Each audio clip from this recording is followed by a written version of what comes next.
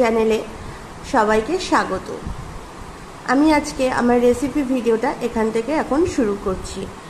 আমার ফ্রিজে বেশ কিছুটা চিকেন মাখা ছিল, আর সেটা দিয়েই আজকে আমি বানাবো একটা দারুণ মজাদার চটপটা রেসিপি। এটা কিন্তু বাচ্চা থেকে বড় প্রত্যেকেরই ভীষণই ভালো লাগে। এই রেসিপিটা বানানোর জন্য প্রয়োজন চিকেনটাকে ঠিক আমি এরকম করে ছোট ছোট টুকরো করে কেটে নিয়েছিলাম, আর এটাকে ভালো করে আদা, পেঁয়াজ, রসুন আর একটুখানি ময়দা আর গোলমরিচ গুঁড়ো দিয়ে ভালো করে মেখে নিয়েছিলাম। এবার চলো এটাকে ভেজে নিই। এখানে তেলটা ভালোভাবে গরম হয়ে গেছে। এবার আমি একে একে এর মধ্যে চিকেন পকোড়াগুলোকে ভেজে নিচ্ছি।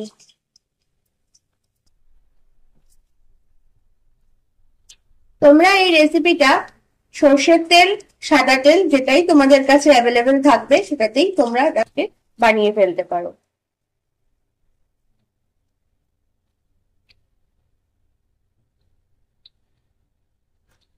এখানে আমি চিকেন পকোড়াগুলোকে ভাজতে থাকি, আর এই রেসিপিটা করার জন্য আমাদের লাগছে মেয়োনিজ, আর এই মেয়োনিজটা চলো এবার আমরা তৈরি করে নিই।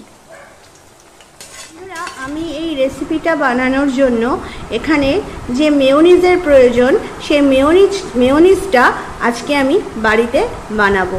তো চলো আমার সঙ্গে থাকো আর দেখো আমি কিভাবে মেয়োনিজটা বানাচ্ছি। তো এই মেয়োনিজটা বানানোর জন্য আমি এখানে নিয়ে নিয়েছি দুটো গোটা ডিম, আর এখানে নিয়ে নিয়েছি আমি কয়েকটা গোটা রসুন, এখানে আছে ভিনিগার,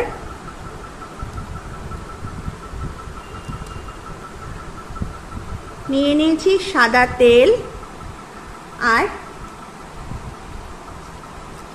একটা বাটারের কিউব।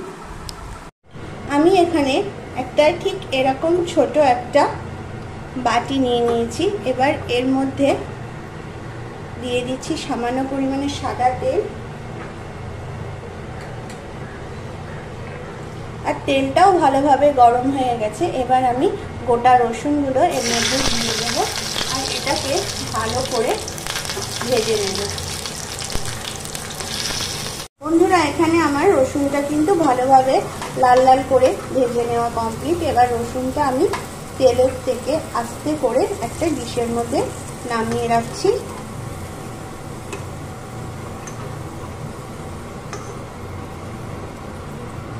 এবার আমি ওই তেলের মধ্যেই একটা ডিম ভেঙে দিয়ে দেব, আর বানিয়ে নেব একটা পোচ।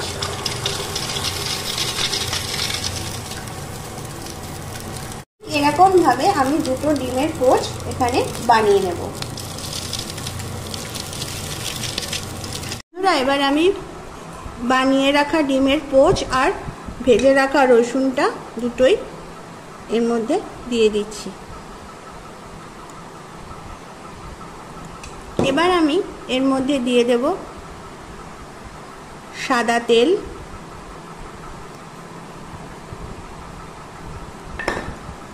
এর মধ্যে দিয়ে দেব যে ভিনিগারটা রেখেছিলাম, এখানে আমি 2 টেবিল চামচ ভিনিগার রেখেছিলাম, ভিনিগারটা এর মধ্যে দিয়ে দিচ্ছি।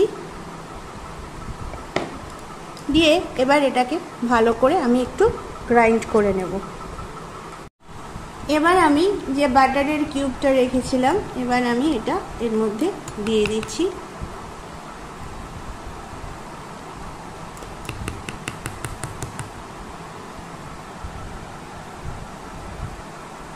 আমি আবারও ভালো করে ফেটিয়ে নেব।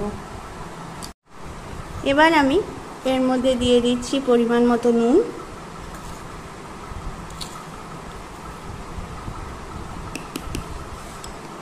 আর দিয়ে দিচ্ছি গোলমরিচ গুঁড়ো, দিয়ে আবারও এটাকে ভালো করে আমি একটু গ্রাইন্ডারে ফেটিয়ে নেব। বন্ধুরা, এখানে আমার মেয়োনিজটা কিন্তু একদম রেডি। এখানে আমার চিকেন পকোড়াগুলো ভাজা হয়ে গেছে। এবার আমি যে মেয়োনিজটা বানিয়েছিলাম সেই মেয়োনিজ নিয়ে নিয়েছি, আর নিয়ে নিয়েছি বেশ খানিকটা টমেটো সস। এবার চলো আমি এর মধ্যে এই মেয়োনিজটা দিয়ে দেব।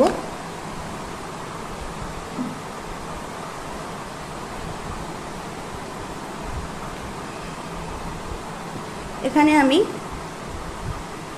3 টেবিল চামচ মেয়োনিজ দিয়ে দিচ্ছি। আর এর মধ্যে দিয়ে দেব টমেটো সস, দিয়ে এটাকে এখন আমি ভালো করে মেখে নেব।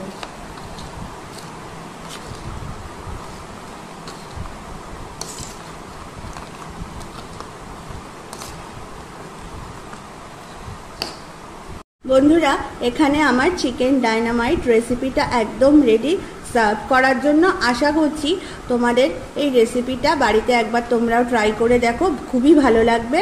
তাহলে আজ এই পর্যন্তই, আসবো আবারও একটা নতুন রেসিপি ভিডিও নিয়ে। টাটা।